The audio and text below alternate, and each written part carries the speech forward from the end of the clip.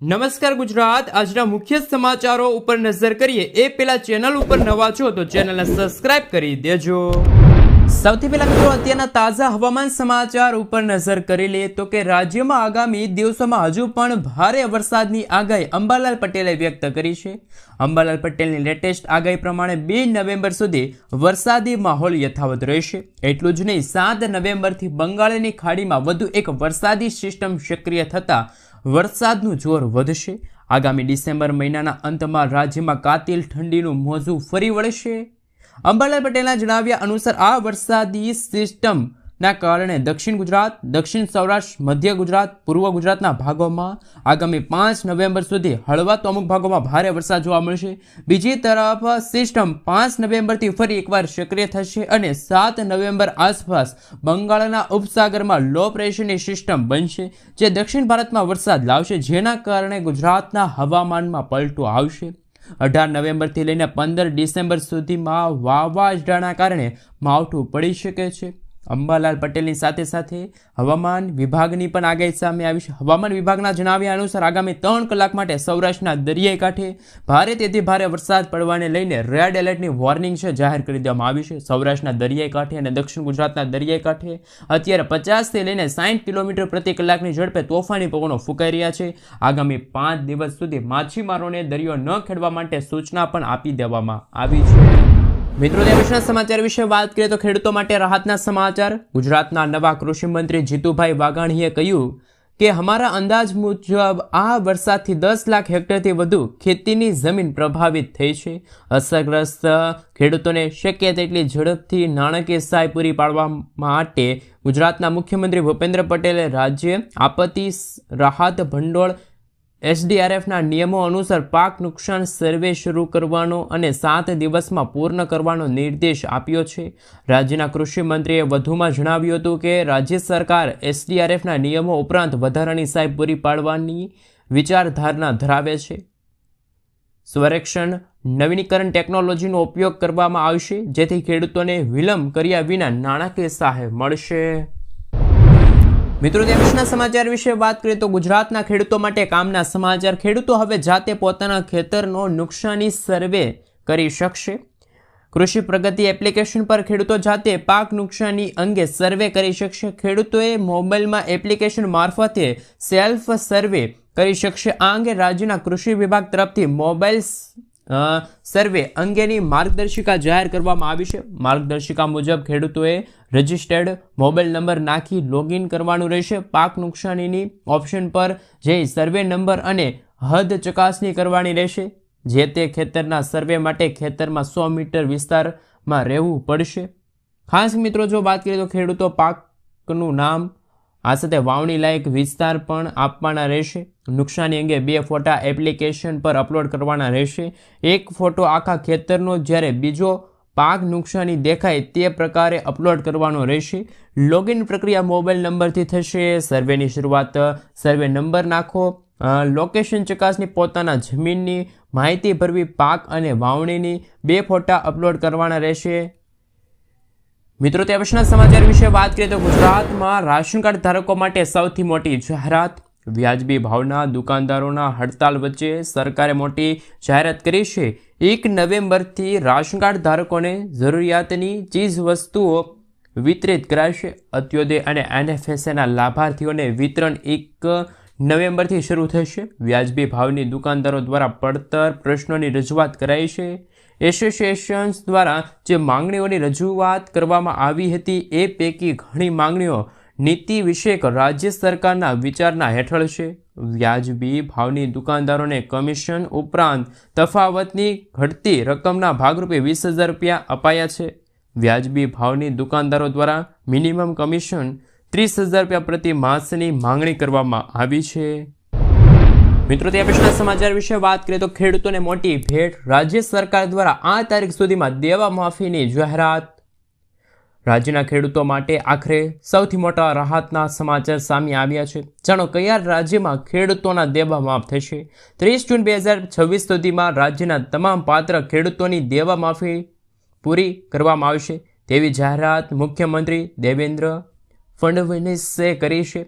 તેમણે વિશ્વાસ વ્યક્ત કર્યો છે કે સરકાર આર્થિક મુશ્કેલીમાં હોવા છતાં ખેડૂતોની સાથે મક્કમ રીતે ઊભી છે. આ નિર્ણય પૂર્વ ધારાસભ્ય અને આંદોલનના નેતા બચુ કડુ અને તેમના પ્રતિનિધિ મંડળ સાથે મુંબઈમાં 2 કલાકથી વધુની ચર્ચા પછી આ નિર્ણય લેવામાં આવ્યો છે. એટલે કે મિત્રો, મુંબઈના ખેડૂતોની 100% લોન માફ થશે, ખેડૂતોના દેવા માફ થશે. એવી જ રીતે મિત્રો, શું ગુજરાતના ખેડૂતોની પણ પાક ધિરાણ લોન છે, ગુજરાતના ખેડૂતોના દેવા છે, માફ થવા જોઈએ કે ના થવા જોઈએ? ખાસ નીચે કોમેન્ટ બોક્સમાં કોમેન્ટ કરીને જરૂરથી જણાવી આપજો. મિત્રો, ત્યાં પછીના સમાચાર વિશે વાત કરીએ તો હર્ષ સંઘવીનો કડક નિયમ. જાહેરમાં પાન મસાલા ખાઈને થૂકતા લોકોને ગૃહ રાજ્યમંત્રી હર્ષ સંઘવીએ ચેતવણી આપી છે. જાહેરમાં થૂકનાર કે બસમાં કચરો કરનારને દંડ ફટકારવામાં આવશે. હર્ષ સંઘવીએ એસટી બસ અને જાહેર જગ્યાએ પર સ્વચ્છતા જાળવવાની સૂચના આપી છે. સાથે પાન મસાલા ન ખાવા જોઈએ તેવી હર્ષ સંઘવીએ લોકોને સલાહ પણ આપી છે. જો કોઈ પાન મસાલા ખાય તો ડસ્ટબિનમાં જ થૂકવું પડશે. ત્યાર પછીના સમાચાર વિશે વાત કરીએ તો 1લી તારીખથી લાગુ થશે નવા નિયમો. તેમના વિશે મિત્રો જો વાત કરીએ તો ઓક્ટોબર મહિનો પૂરો થઈ ગયો છે અને આજથી 1લી તારીખથી જ નવા નિયમો લાગુ થશે. સામાન્ય લોકો માટે ઘણા બધા મહત્વપૂર્ણ ફેરફારો થવાના છે. આ ફેરફારો તમારા કિસ્સાને સીધી અસર કરશે. પછી ભલે તે બેન્કિંગ હોય, કરવેરા હોય કે સરકારી દસ્તાવેજ હોય. ચાલો મિત્રો જાણીએ કે 1લી તારીખથી કયા નવા નિયમો છે લાગુ થવા જઈ રહ્યા છે. તો સૌથી પહેલાં આધાર કાર્ડ ધારકો માટે આવ્યા છે સૌથી મોટા ફેરફાર. UIDAI આધાર કાર્ડ ધારકો માટે બાળકોના આધાર કાર્ડ અપડેટ અંગે રાહત આપી છે. બાળકો માટે બાયોમેટ્રિક્સ અપડેટ હવે સંપૂર્ણપણે મફત રહેશે. આગામી 1 વર્ષ માટે પુખ્ત વયના લોકો પાસેથી તેમનું નામ, સરનામું, જન્મ તારીખ અથવા તો મોબાઈલ નંબર અપગ્રેડ કરવા માટે ₹75 ફી લેવામાં આવશે.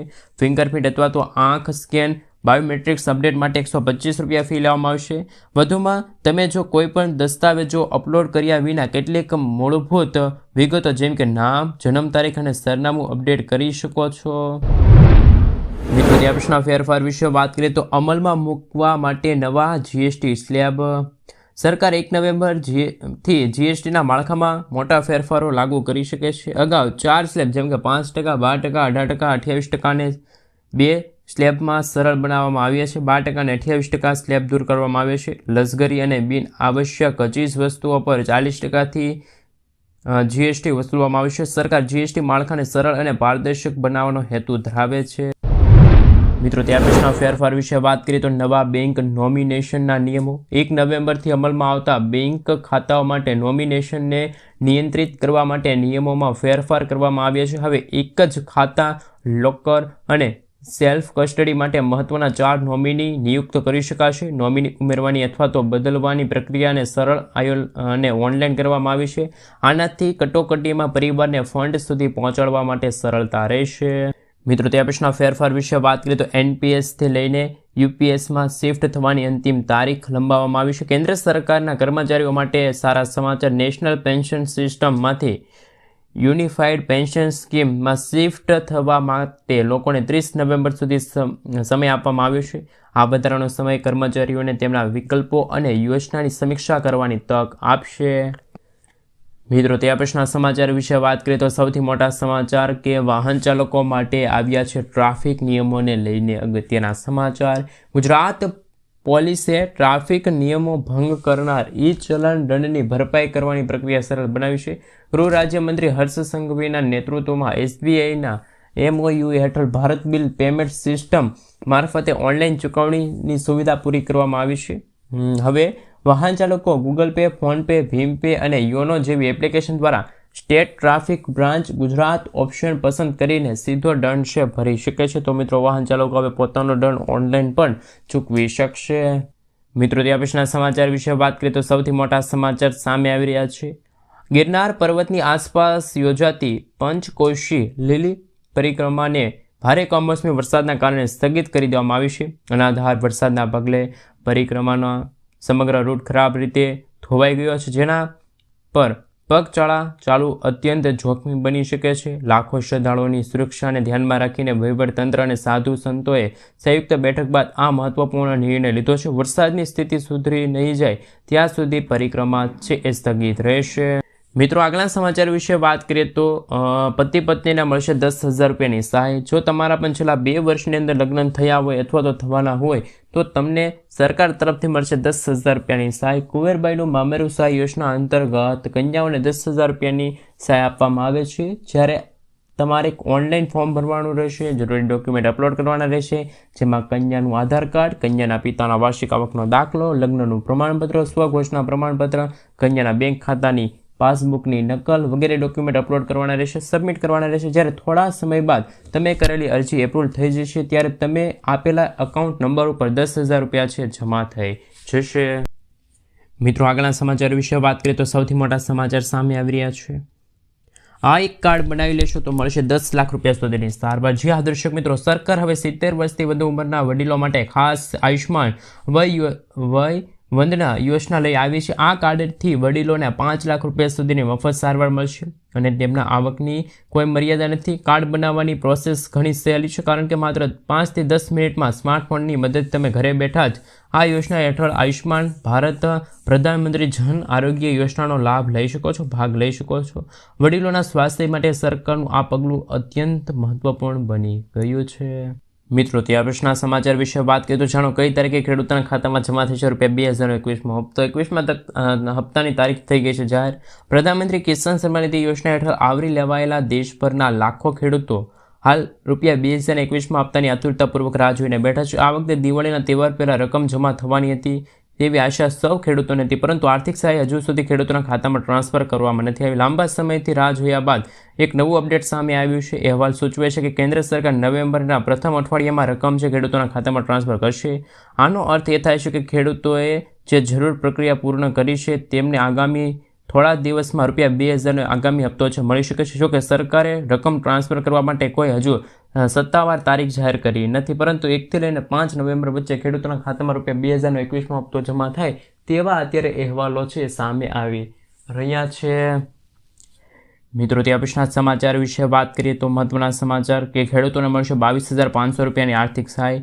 ખેડૂત કલ્યાણ અને સહકાર વિભાગ દ્વારા ખેડૂતોની આર્થિક સ્થિતિ સુધારવાની આવક બમણી કરવા માટે અનેક યોજનાઓ બનાવવામાં આવે છે. આ યોજનામાંની એક યોજના છે ખેડૂતોને આર્થિક સહાય વિકસાવવા માટે, જે યોજનાનું નામ છે પીવીસી પાઇપલાઇન યોજના.